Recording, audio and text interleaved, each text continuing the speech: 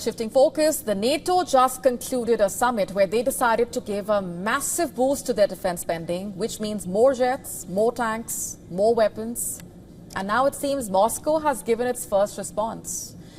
Putin has unveiled its most dangerous weapon yet, and it's already being mass-produced. The hypersonic Oreshnik missile will now be deployed in Belarus. Our next story takes a closer look at how Moscow's lightning-fast strike capability is in a way reshaping the continent's balance of power.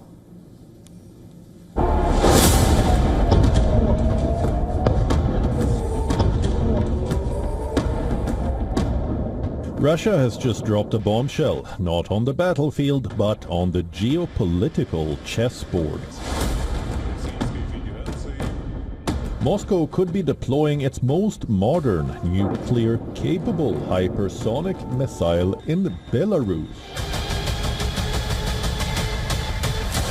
The Oreshnik, dubbed as Russia's most dangerous missile, isn't just another warhead on a launcher. It is a next-generation hypersonic nuclear-capable menace designed to pierce any Western defense system. Moscow claims the missile, which means hazel tree in Russian, is capable of Mach 10 speeds and near zero intercept probability. Equipped with multiple independently targetable re-entry vehicles, it's the stuff of NATO's worst nightmares. Vladimir Putin has announced the mass production of the Oreshnik missile system, a strategic nuclear game-changer now stationed alarmingly close to NATO's eastern front. We will pay special attention to our nuclear triad. Thus, modern YAS systems will be delivered to the strategic missile forces. The aviation component of the strategic nuclear forces will be replenished with modernized Tu-160M missile carriers this year. In addition, serial production of the latest medium-range missile system Oreshnik, which has proven itself very well in combat conditions, is being launched.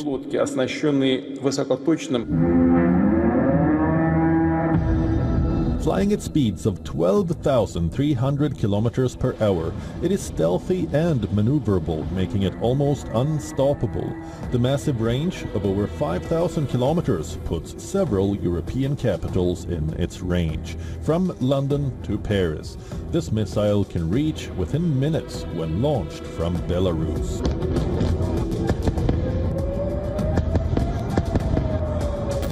The Oreshnik, first unleashed in a combat debut against a defense plant in Dnipro, Ukraine delivered a brutal demonstration of its destructive potential.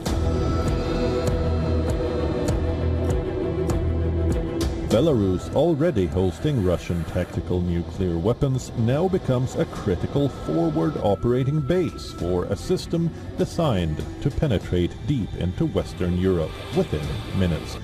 Bureau Report, WION World is One.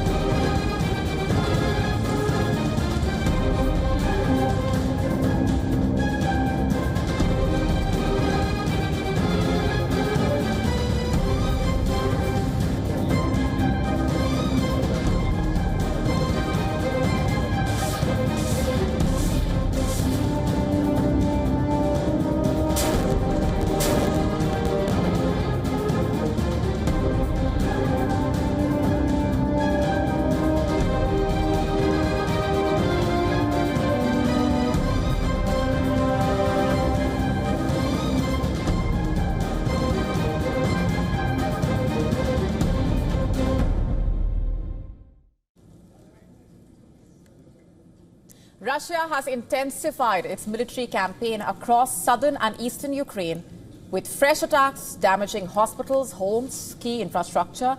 These latest attacks come as Moscow claims total control of Luhansk region, and now all eyes are on Odessa, a critical coastal city that could be next. In fact, Russian artillery fire struck Kherson, hitting a hospital and injuring at least 8 people. Early morning, Russian drone and artillery strikes followed, targeting Kherson again and nearby Antonivka.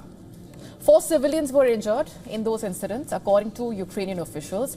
Further northeast, Kharkiv was under a wave of drone strikes overnight. At least 1 person was killed, 4 injured in the region. Explosions reportedly damaged residential buildings and other civilian infrastructure, and fires erupted across multiple sites.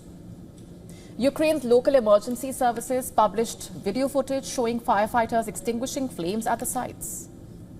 In Kharkiv's Kupiansk district, 2 agricultural sites caught fire after reportedly being hit by Russian drones. At least 3 people were injured there.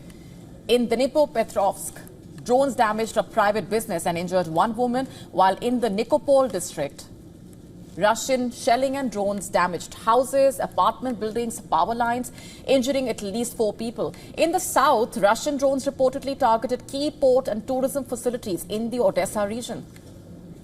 Now, these strikes come just as the United States paused some shipments of air defense missiles and precision-guided munitions to Ukraine, citing concerns about shrinking American stockpiles.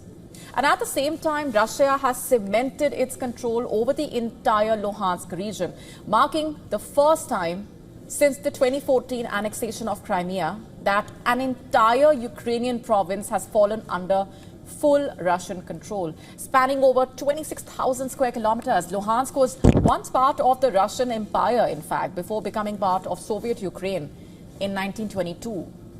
And now it has returned to Russia as Moscow claims the region as part of its territory and under its nuclear umbrella. Russian President Vladimir Putin in 2022 said that Luhansk, along with Ukraine's Donetsk, Kherson, Zaporizhia, would be absorbed into Russia. And reports say Moscow presently controls nearly 19% of Ukrainian territory, and with Luhansk fully under control, Russian forces appear to be shifting focus further south towards Odessa.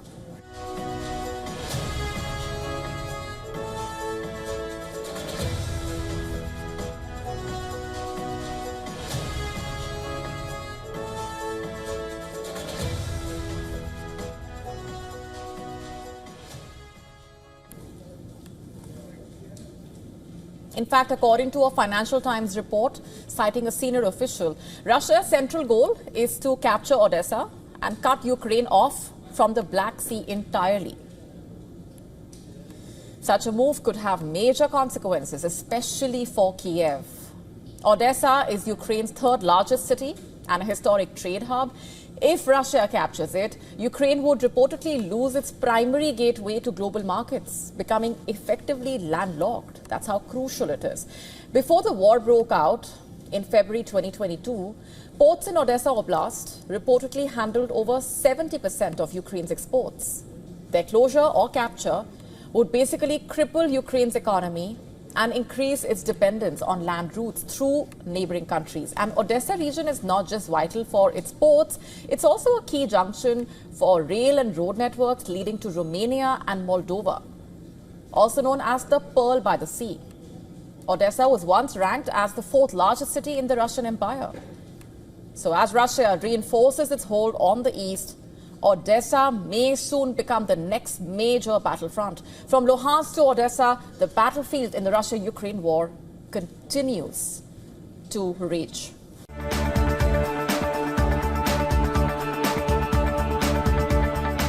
India continues to enhance its strategic ties with the United States.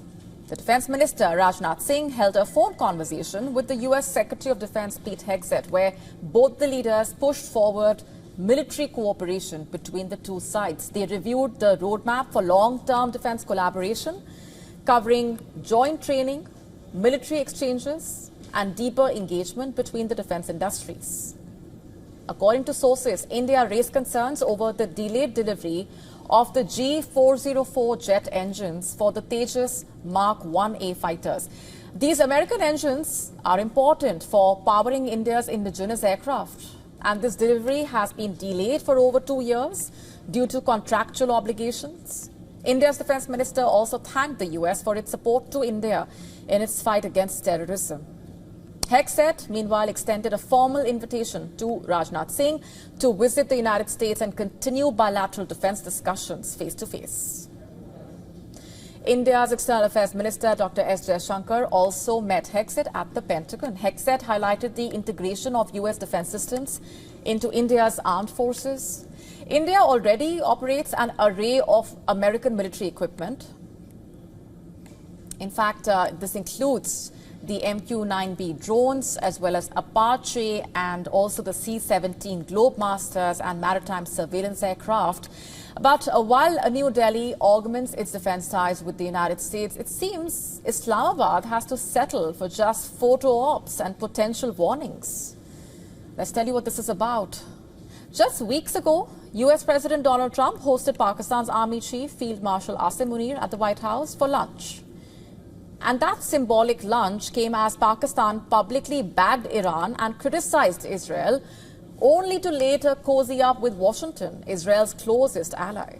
Shifting focus for now, Prime Minister Narendra Modi is on a 5-nation tour to attend the BRICS summit in Brazil and bolster India's relationships with crucial global South countries. Commencing the first leg of the visit, Prime Minister Modi arrived in Ghana, where he received the Guard of Honor along with a 21-gun salute at the airport. He became the first Indian Prime Minister, in fact, to visit Ghana after 30 years. He also interacted with the Indian diaspora there. The trip, set to end on July 9, will be marking the Prime Minister's longest diplomatic visit in his decade-long premiership. Prime Minister Modi's 8-day tour will cover 2 continents, taking him to Trinidad and Tobago next, followed by Argentina, Brazil, Namibia. In Trinidad and Tobago, the Prime Minister will hold talks with the President and the Prime Minister. He is also set to address a joint session of the island nation's parliament during his 2-day-long visit there. And on July 4, Prime Minister Modi will be visiting Argentina, where he will be engaging in comprehensive discussions with the President to bolster the India-Argentina partnership across various sectors, including defense, agriculture, mining, energy, trade. Next, Prime Minister Modi will be traveling to Brazil and attending the 17th BRICS summit in Rio de Janeiro. And there he will be addressing key global challenges, including governance reform, security, climate action, economic cooperation. During the summit, he is also expected to hold several bilateral meetings.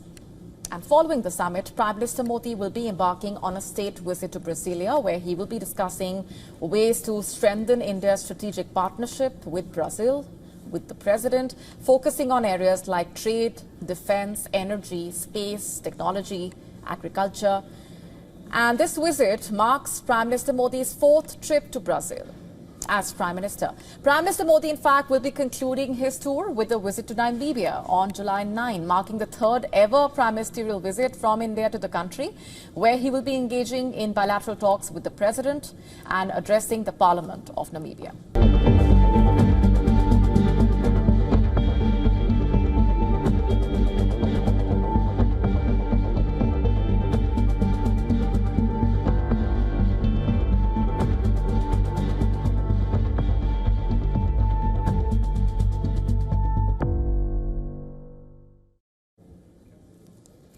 We live in an age where technology promises to solve some of our biggest problems, even those impacting our mental well-being. But as we look ahead, a vital question still remains. Is turning to a large language model for therapy a dangerous gamble? New research suggests it might just be. According to a Stanford University study, chatbots reportedly endanger users dealing with suicidal thoughts and delusions. Researchers have issued a warning, stating that large language models like ChatGPT often make inappropriate and dangerous statements to people experiencing delusions, suicidal ideation, hallucinations. Artificial intelligence as a therapeutic tool is not new, by the way. Back in 1966, an MIT professor created the very first chatbot. It was designed to mimic a psychotherapist. Yet the scientist behind it was also incredibly clear. We must never confuse computers with human beings. And fast forward to 2025, the distinction between AI and reality, between what's real and what's not, seems to have been significantly blurred. Today, people are turning to AI not just for work, but also for help with their mental health issues. According to a report published in JMIR Mental Health, around 60% of chatbot users admitted to experimenting with AI for mental health issues. And of those, about 50% believe it can be beneficial.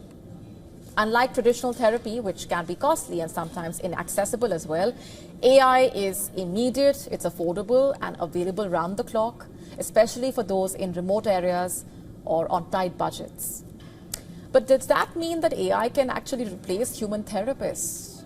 The answer is not yet. Even the most advanced AI tools fall short of deep human empathy after all, complex diagnosis, the ability to catch subtle emotional cues. AI may sometimes miss warning signs, reinforce harmful beliefs, or be manipulated into giving unsafe advice. In fact, in the year 2024, a 14-year-old boy in Florida tragically took his own life after reportedly falling in love with an AI chatbot. In Belgium, a man ended his life after a chatbot allegedly encouraged him to sacrifice himself to combat climate change. These are not just isolated headlines, they are critical alarms. Stanford researchers discovered that large language models like ChatGPT made inappropriate and sometimes even harmful statements in about 20% of interactions with individuals suffering from delusions, suicidal thoughts, and OCD. Researchers believe the reason could be the fact that these AI models are designed for compliance, which is why these models flatter and agree with the users rather than offering the challenging or critical perspective sometimes necessary in therapy. Last month, OpenAI, the company behind ChatGPT, had to roll back an update that made the platform noticeably more sycophantic. OpenAI admitted that ChatGPT was unintentionally validating doubts, fueling anger, and even encouraging impulsive actions. And while AI promises a revolution, it's clear that genuine human connection is something that AI cannot provide. So if you are suffering from any mental issue or concern, maybe going to an actual human therapist will be the best option. And for those thinking about career paths, perhaps therapy is one field that's truly AI-proof.